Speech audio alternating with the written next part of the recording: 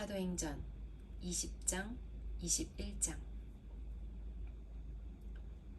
소동이 그치자 바울은 신자들을 불러오게 해서 격려한 뒤에 작별 인사를 했습니다. 바울은 그곳을 떠나 마케도니아 지방으로 갔습니다. 그는 마케도니아로 가는 길에 여러 지방에 들러 신자들에게 격려하는 말을 많이 하고 그리스에 도착했습니다.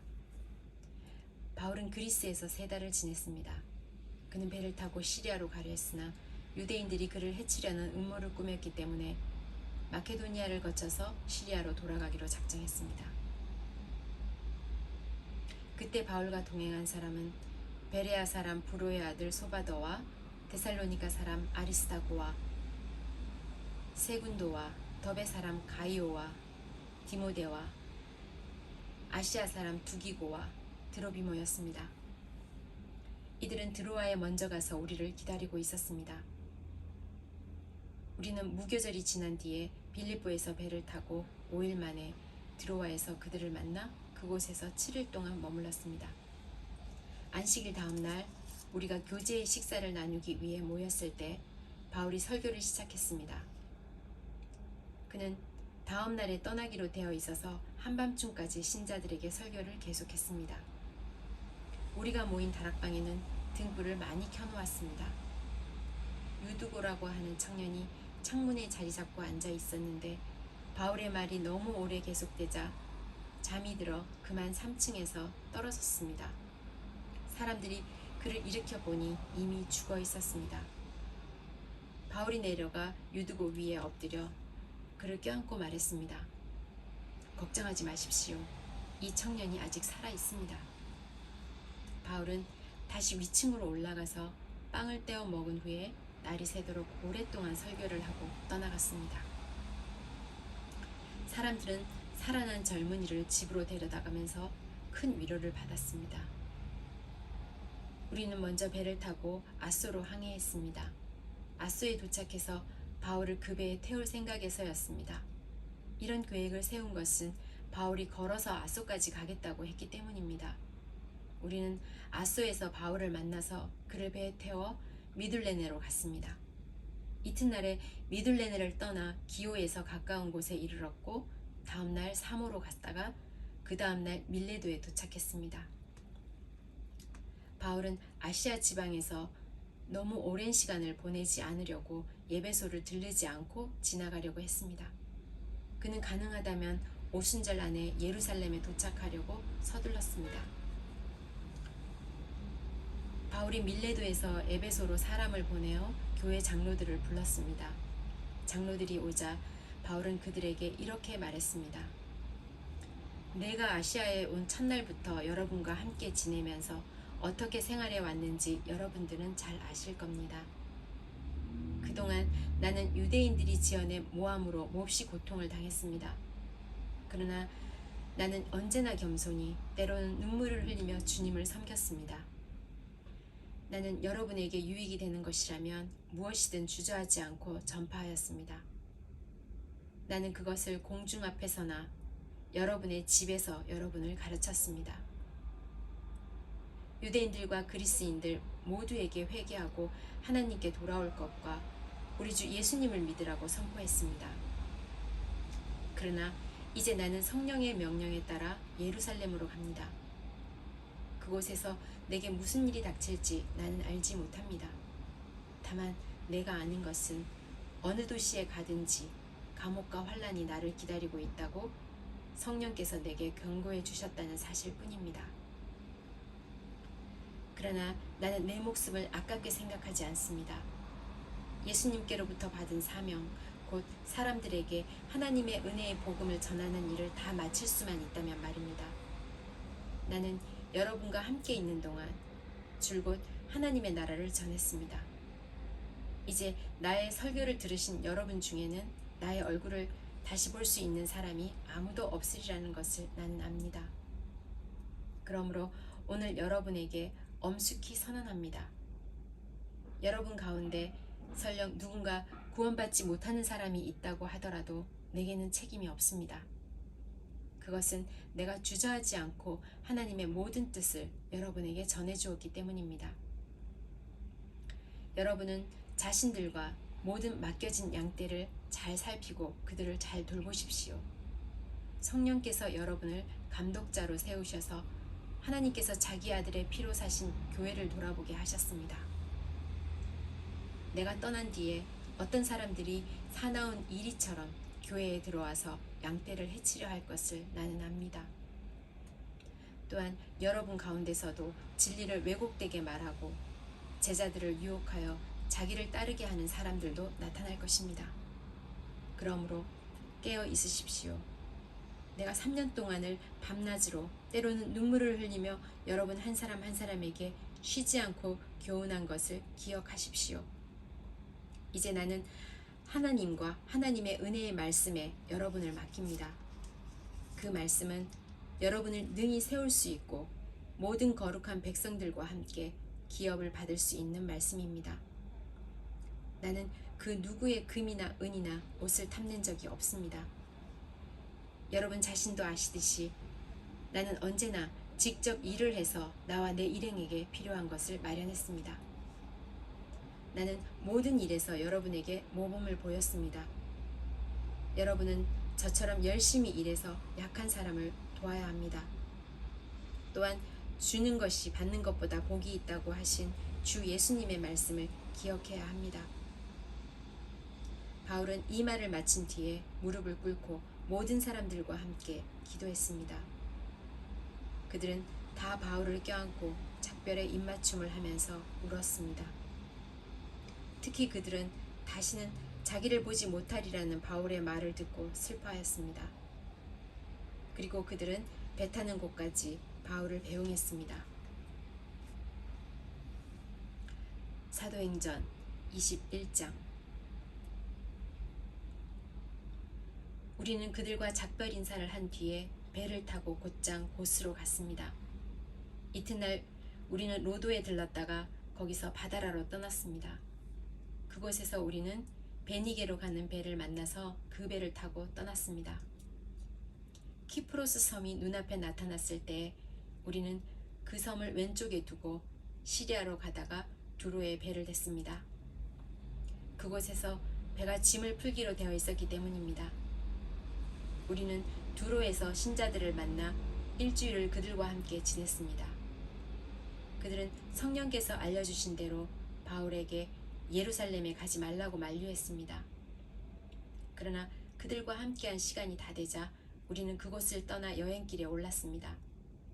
모든 신자들이 아내와 아이들을 데리고 도시 바깥까지 나와 우리를 배웅해 주었습니다. 우리는 모두 바닷가에서 무릎을 꿇고 기도했습니다.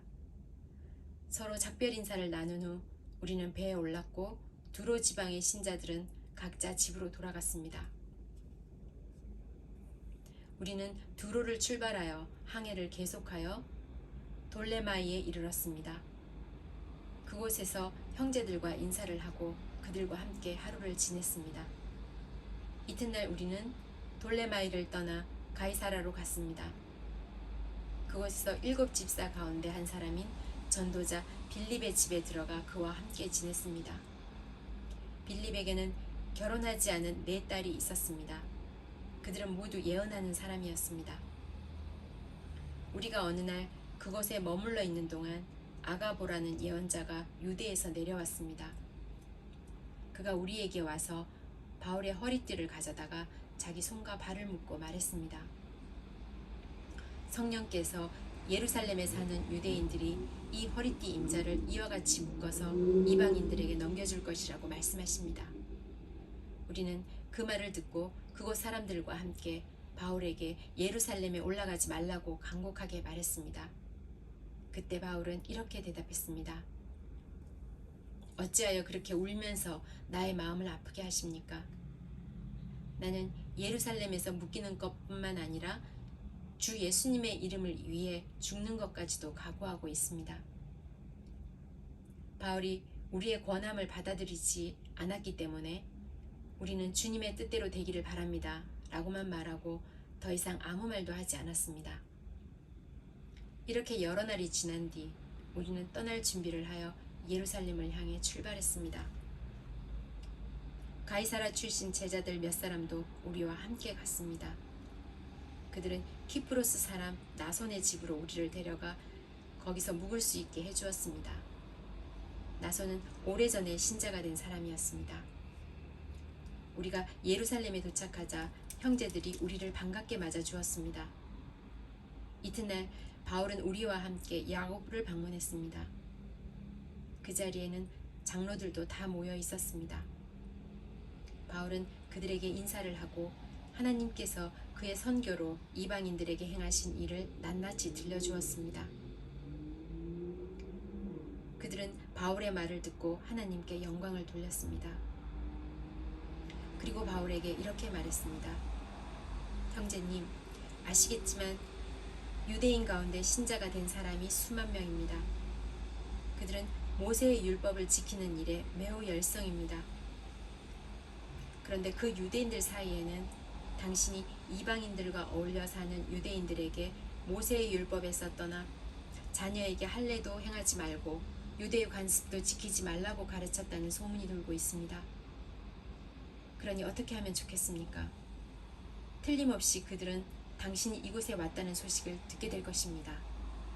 그러니 우리가 일러주는 대로 하십시오. 우리 중에 하나님께 서약을 한 사람이 4명 있습니다. 이 사람들을 데리고 가서 함께 정결의식을 행하십시오. 그리고 형제께서 그들의 머리를 깎는 값을 대주십시오. 그러면 그들이 그대에 대한 소문이 모두 사실이 아니고 그대도 율법을 지키며 살고 있다는 것을 알게 될 것입니다. 이방인 신자들에 대해서는 우리가 이미 그들에게 편지를 써서 우상에게 바친 음식과 피와 목졸라 죽인 짐승의 고기를 먹지 말 것과 음란한 행동을 멀리할 것을 부탁한 적이 있습니다. 이튿날 바울은 그 사람들과 함께 정결의식을 행하였습니다. 그런 뒤에 그는 성전 뜰로 가서 정결의식이 끝나는 날짜와 그날의 각 사람을 위해 예물을 바칠 날짜를 신고했습니다. 7일이 거의 끝나갈 쯤에 아시아 지역에서 온 유대인들은 바울이 성전뜰에 있는 것을 보고 무리를 충동질하여 바울을 붙잡았습니다. 그 유대인들은 이렇게 소리질렀습니다. 이스라엘 동포 여러분, 좀 도와주십시오. 이 사람은 가는 곳마다 우리 백성과 모세의 율법과 성전을 거스르는 말로 모든 사람들을 가르치는 사람입니다. 더욱이 지금은 그리스 사람들을 성전 안으로 데리고 와서 이 거룩한 곳을 더럽혀 놓았습니다.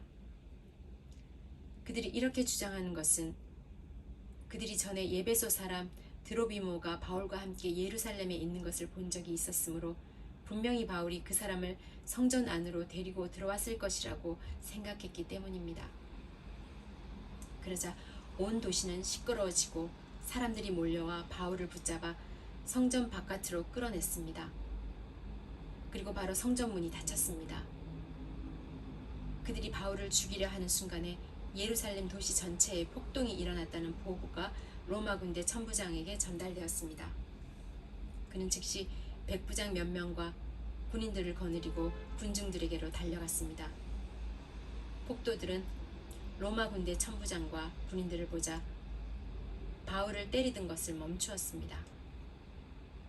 천부장이 가까이 가서 바울을 체포했습니다.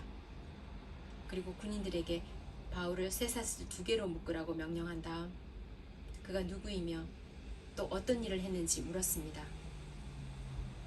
그러자 군중들도 너도 나도 소리를 질러대며 대답을 하는데 그들의 말이 저마다 달랐습니다. 천부장은 사람들의 아우성치는 소리에 이 사건의 진상을 알 수 없어서 군인들에게 바울을 병영 안으로 끌고 가라고 명령했습니다. 바울이 층계에 이르렀을 때에는 군중들의 폭행이 너무나 격렬했기 때문에 군인들이 바울을 호위해야만 했습니다. 군중들은 바울의 뒤를 따라가며 계속해서 그를 없애라 하고 소리쳤습니다. 바울이 병영 안으로 끌려갈 때에는 그 천부장에게 천부장님께 한 말씀 드려도 되겠습니까? 라고 물었습니다. 천부장이 대답했습니다. 그리스 말을 할 줄 아는가? 당신은 혹시 얼마 전에 폭동을 일으키고 테러범 4,000명을 거느리고 강야로 나간 이집트 사람이 아닌가? 바울이 이렇게 대답했습니다. 아닙니다. 나는 길리기아 지방의 다소에서 태어난 유대인이며 그 유명한 도시의 시민입니다. 제가 저 사람들에게 말할 수 있게 허락해 주십시오. 천부장이 허락하자 바울은 층계 위에 올라서서 손을 내저어 무리를 조용하게 했습니다. 잠잠해지자 바울은 히브리 말로 연설을 했습니다.